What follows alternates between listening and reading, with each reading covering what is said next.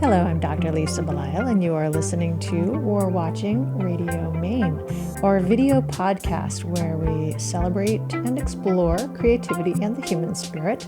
We are sponsored by the Portland Art Gallery in Portland, Maine, and today I'm so fortunate to have with me in the studio one of our artists, Brenda Cirioni.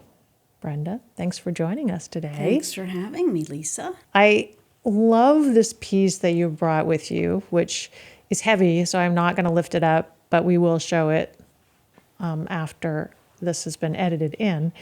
And I love the story around it because what it tells me is that art is not a static thing. And you have a shirt that says there are artists among us, and I feel like part of what the role of an artist is to kind of explore that ongoing flexibility and the ability to continue to be additive. So all the things. Love that. Yes, that's how I work. So this piece, you said it was in the February show. So tell the Radio Maine people the story that you just told me about this piece that you brought. It was in the show in February to start. Yeah. It was, and I was, doing this series where I'm adding a lot of things to it, and for me, it's just a joyful.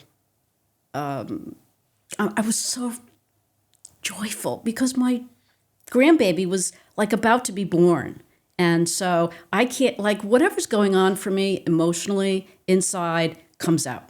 There's no stopping it. There's no trying to stop it. So the title of that piece was Joy to Behold, and it was in the show, and it came back eventually, and it's been up on my wall in my studio, and I've been working along, doing new stuff, changing things, and but I'd always be seeing that, and finally I'm thinking, I know that could be a better piece, and so why not? And so I added, I've been getting into dried flowers. I don't care if they're not perfect. That was a peonies, certainly not a perfect looking peonies. And I had been resining these flowers, and they're just around, So I started looking at what I can add to that. And so I added some dried flowers, and then I had been to the Whitney Biennial for the first time in my life, which is shocking, but it was pretty great. And there was a woman there who, like, her work just blew me away. It was like the reason I went, even though I didn't know. And all of her work was done on gel medium, some kind of a medium that was clear, and then she would sometimes add things into it. She would paint on that, and they'd be double-sided, and you could just walk around and just So I didn't know how she did it, but I just started, experimenting. And so I had these sheets of this clear, and you can see that there's paint in there. There's some of my chunks that I like to use, chunks of paint, and also I had some clear pieces of resin, which are totally like, when you pour resin, it just goes all over and creates these shapes, and there's really no controlling it. So I picked out some pieces of resin that had maybe a flower in it, and I attached it. I felt like this piece needed to be more vertical than it was. It wasn't working for me. So I couldn't add on another panel for various reasons, which I won't go into. But I thought this is a good place to see how this works, this clear business coming off and just like being there, not supported by anything, but it's secure. It's not going to fall off. So that's what I did. And, even like 2 nights ago, I added something else there. So, yeah, that's how I work, really. I think that's such a fun story because you're pulling elements from various places. You're pulling knowledge from being at the Whitney Biennial and seeing what this artist did, but then there's something about your own piece that keeps capturing your attention and the sense that I could do something more with this, but what is that going to be? I'm not really sure. And I think this speaks to something that I'm not sure I fully understood before spending a lot of time talking with people who are artists. And that is that the plan isn't necessarily fully formed before you go into the creating of the piece. That's certainly true for me. I don't know. And that's okay. Like, so one of the questions that you asked in your, the survey that I was to fill out was, where do you get your inspiration from? And it's like, I'm not necessarily inspired. I'm not always inspired, but I love to work. And if I just start, that's all I have to do is start. And I have to keep going, But then things come. It starts to this sounds kind of corny, that the painting starts talking to me.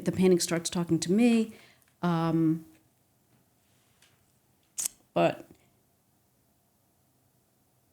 yeah, that's how it works for me, where I just keep looking. I mean, I do a lot of looking and seeing what it needs. For me, like, I am the only one that I can make happy, right? In any way. And so, some people might come and see a piece and they're like, oh, that's great. No, it's done. It's fine. It's good. And, but if I don't think that, if I think, well, thank you, but I think this can go further, I think this can be better, I think it can be stronger, then I'm going to do that because I want to make the best thing that I can make. It's interesting to me that you've been an artist pretty much, well, probably since you were born, maybe since before you were born. I mean, you exhibited at the Wickford Art Festival when you were 8 years old. I know. Do you believe that? It's pretty amazing. I know. I think back to that. I seem bigger, older than 8, in my mind, but no. Yeah, that was pretty cool. But yeah, it was all I ever wanted to do. I wanted my father was going to build me a studio, and I was going to be an artist. Pure and simple. And that has never left. So I feel really grateful for that because, not everybody knows what they want. Or people know what they want, but maybe would not even think, oh, my father can build me a studio. Or yeah. Well, my father built our house. So I thought, easy peasy, right? Doesn't have to be too big, but sure. Yeah. But I do think that the idea of being an artist is not always straightforward, as we've already identified, because you may not know what you're even going to make or what you're going to focus on. But then also, the path itself is not always straightforward. Well, mine wasn't, so. Well, talk to me about that. Well, just that I wasn't always doing art. I had some things that kind of derailed me for a while. And then when I did get back into it, I got into clay and got a wheel. And, I like to use my hands. I like to make things. And that's why, I had just been a painter for a long time, and then I started this whole collage business by accident, and now I'm these are turning into sculptural pieces, right? And I love that building, and it's I've said this before, it's like putting a puzzle together without the picture that comes on the puzzle package, where you have all these pieces, and what are you going to do, and how are you going to build it, and what is it going to be, And I see things that someone else might look at it and not see that at all, But to me, these are always about, well, obviously there's now flowers in them, so it's kind of hard to say they're not about gardening or nature and growth and the whole cycle, because they're in there. They're a lot of them are past. It's not like I'm looking for the perfect flower in in its prime. I kind of like them when they're dried up and not perfect. Well, that ability to recognize beauty from various sources, and not necessarily the traditional source of the fully blooming flower that's at its peak right now. I think that's also another way that perhaps artists are unique. Yes, true. Yeah, I think we see beauty in everything. We can. So if you can, are there ways that as an artist you've ever felt kind of thwarted from being able to see the beauty? Are there kind of the paths that you've taken that have kind of blurred your vision somehow? I don't think so. No, I think I've always seen, where I grew up, it wasn't a neighborhood, it was a dead-end street. At the end of it, it was a dirt road, and the end of it went down, and then if you kept walking a little ways, there was a swamp. If you kept going, there was a meadow. And I was always just looking for cool things, like treasures of whatever sort. And I'm always looking for things that I think are cool, beautiful, old, No, I don't think that ever left. I just wasn't able to make art for, whatever reason. So you saw things, you just saw things. Couldn't use your hands to bring things to life. I didn't have, I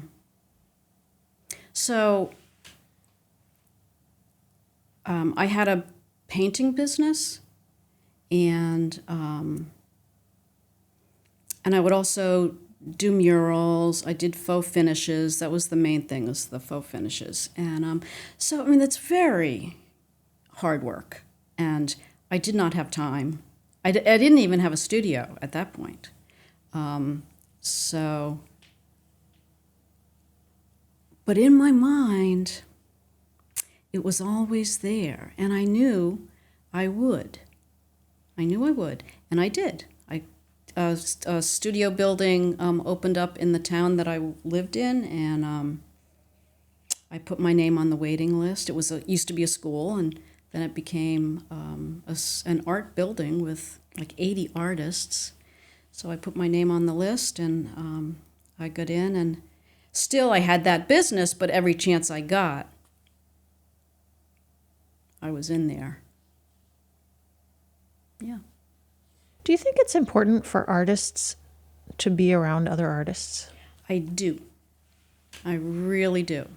And right now, my studio is in another really old warehouse, and there's woodworkers in there, but it's not the same. It's not, even though they are artists, it's not the same. And I have one friend who is also in the building, and that's great. But yeah, I miss, it's that creative energy, But what I do enjoy is, so I'm not so easily distracted, When I was in the building with all those artists, I'd, walk down the hall and go visit Gwen and go do this. And I hear the saws going, and that's like a comfort, I'm not the only one here. There are people working at what they, love to do and do well. And so, yeah. But it was, that building, in my mind, was going to be for other artists as well. And it just hasn't materialized yet. So we'll see. But there are other ways. I have a lot of friends that are artists. So we have crits, invite a few over, and they bring their work and go to each other's studios and that kind of thing.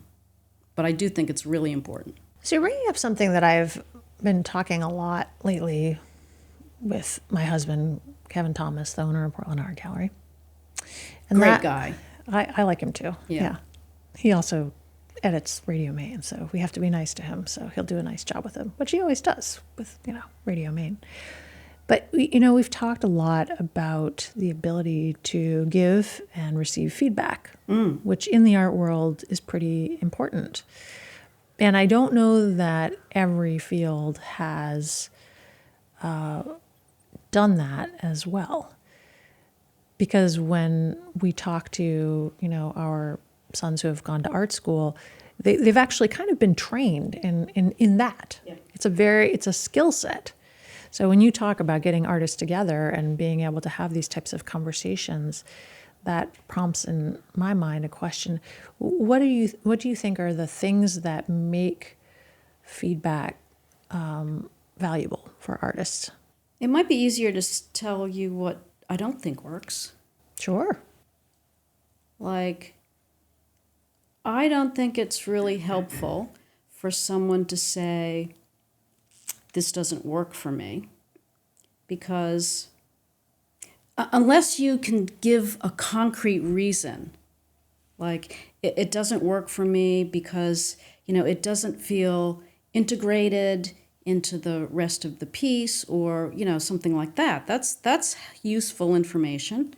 Or if, sometimes like if the marks are all the same, then you might say, I think you need to add some other types of marks or some larger areas where maybe it's just like you need a resting spot, that kind of thing. That's helpful. Yeah. But you have to be careful because we are very sensitive. This is our, it's my baby. And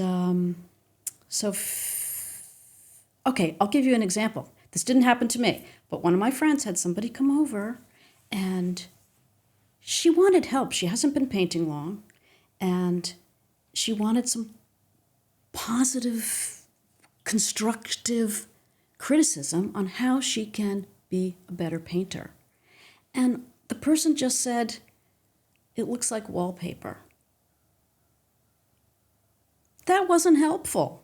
That's a great example of something that's not helpful. I think it's a great story because I would say that more people are sensitive than not. Mm-hmm. But if you're an artist, you make something and then you put it out there for people to look at and to comment on, and it is your creation.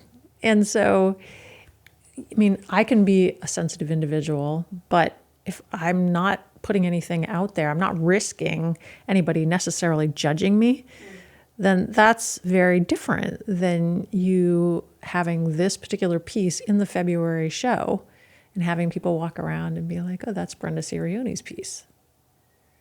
And that feels different to me somehow. So is that part of becoming an artist, is kind of continuing to have the confidence to do the work and put it out there for the world to see and work through whatever the response is? Yes, you have to have, I don't want to say a hard shell, because I don't think I have a hard shell, but you have to be confident enough in your work to put it out.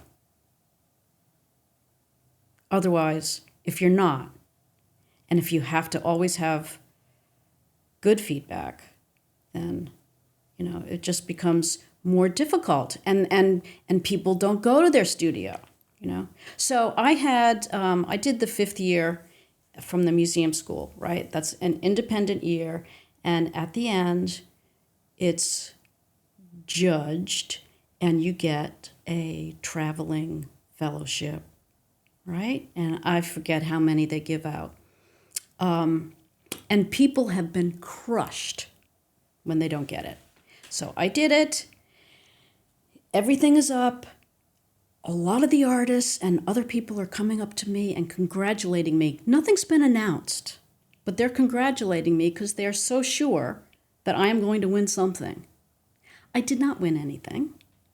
And I was back in the studio like the next day, because you cannot wallow. I cannot wallow. If I wallow in self-pity, I may never step back in, you know? So so one of my teachers said that in his studio, he had he wrote a sign, just start. It's like, you don't know what to do? Just start. And so I have really, that's probably the most important thing I learned in art school. Just start. Yeah. It's not an easy profession.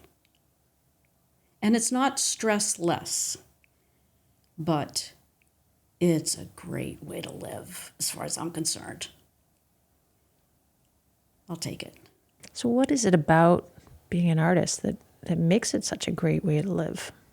I guess just because I get to express, I'm not really a talker.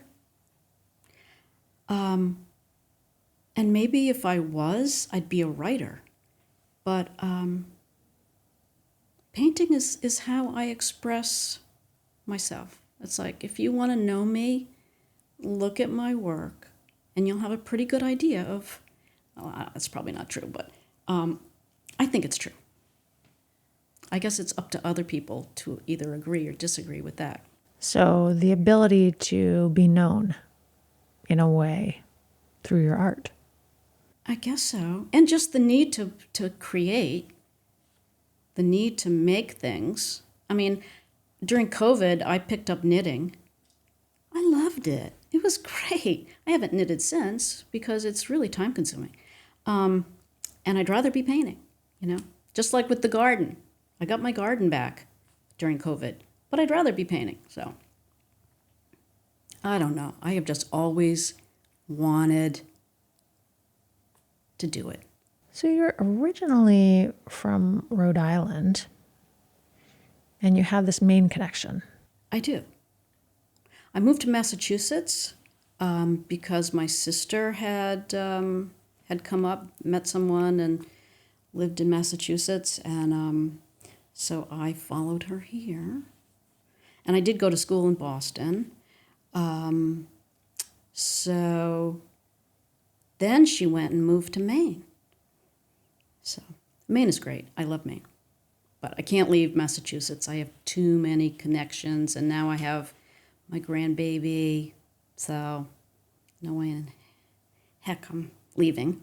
Do you encourage, well, your grandbaby's not quite old enough yet. She's 7 months old, but she's already painted. Okay. I didn't want to assume. Nothing to do with me. This is her mother. Okay. Yeah. And they're framed in their house. Oh my goodness. They're great. I love that so much. The paint was put into a Ziploc bag, just different colors, and she gave it to Sloan, and you see Sloan just they're always doing that kind of thing, right? And then she takes it out, and it's a great painting, great abstract painting. Without any of, she didn't get paint on her fingers or in her mouth or anything. That's fascinating. Yes. I would not have thought to do that with my kids. Well, she's a preschool teacher. Oh. So she's got all kinds of tricks up her sleeve. Yeah. So she's got a familiarity and expertise related to little children. Children. Yeah. Which I admire, because when my kids were that age, I was like, just, can you keep the sweet potato off the wall? Yeah. Very utilitarian view of parenting, probably. Sorry, kids. You turned out okay anyway. You're good. But I do think that thinking about this idea of fostering creativity in children, starting really young, because, we are all really creative beings. We're born creative. We are creative beings. And yet, if you think to yourself, well, I could never be an artist per se, then that really shuts down that creativity, unfortunately. Her side of the family, her mother was in entertainment, has a great voice and dancer. And so she's signed up for music classes, which will start in this month, I think. Yeah. Outdoors. This is a well-rounded baby. Yes. She's standing. Hello. She is standing independent, like she's not even pulling herself up. She's just standing up. Her legs are spread about this far apart to keep her up standing. But yeah. No, she's awesome.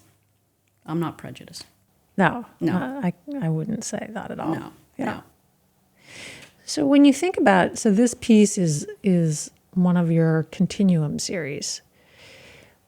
And when you think about beginning a series, what does that look like for you? What makes Brenda Cirioni say, I'd like to start doing this, and I'm going to do, what number is this, 13? Yeah, I'd like to do 13 of these, maybe more. Well, like I said, I don't plan. So it starts with a piece, and maybe I do another piece, and I'm like, okay, I'll admit it. Titles are hard for me because words are not my thing, right? So, but these just seemed to come out. I mean, they were coming out of other work. It was just becoming more and more sculptural. And once I had done maybe two, I thought this is a series for sure, and I needed a name, and so I just thought about it. And Continuum because they're gonna come out. They're coming out in different ways, right? I have some at the gallery right now that are coming off the bottom, others off the sides. I just finished one that has a lot of that clear gel. It has lace. It has silver paint, which it's hard to even know what it is, but it's paint. And it's coming out and weaving back in and coming way down. So yeah, Continuum just felt like the right name for this series, which I don't know where it's going to go. Who knows? Maybe one piece is just going to be clear, see-through, hung from the ceiling that you can walk around. I don't know. That would be exciting for me. I'd love to know how this artist does it. She lives in Brooklyn, so I could maybe I do go to Brooklyn. Pay her a little visit. That would be interesting to see where this goes. Yeah. Yeah.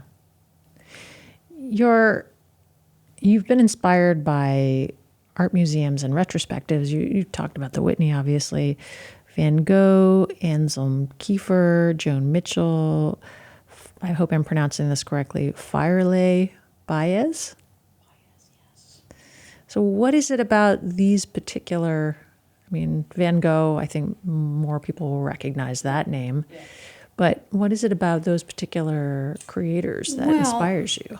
Obviously, I like layers and texture. And so Mark Bradford, I saw a show of his at the ICA years and years ago. And they were huge. I would love to be able to work really large. But it was, not at all similar to Bibi's work. Or Bibi, yeah, don't mind me. But it was pieces that are torn off of billboards, and it was just massive and really just blew me away. Had never seen anything quite like that before. And then this last show that I saw at the ICA by this woman who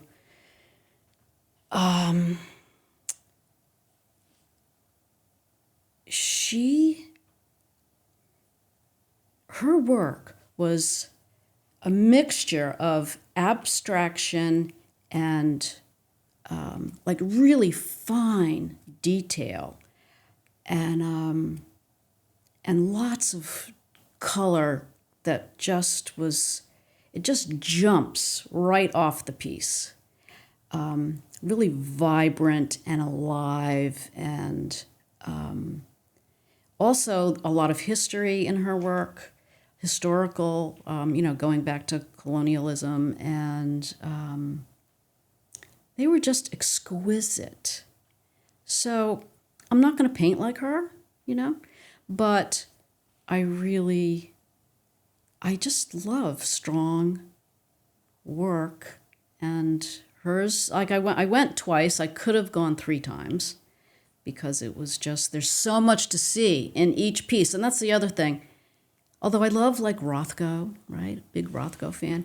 I enjoy work that is going to give me information over time, and that I'll never get tired of looking at it, that I'll always see something else, you know?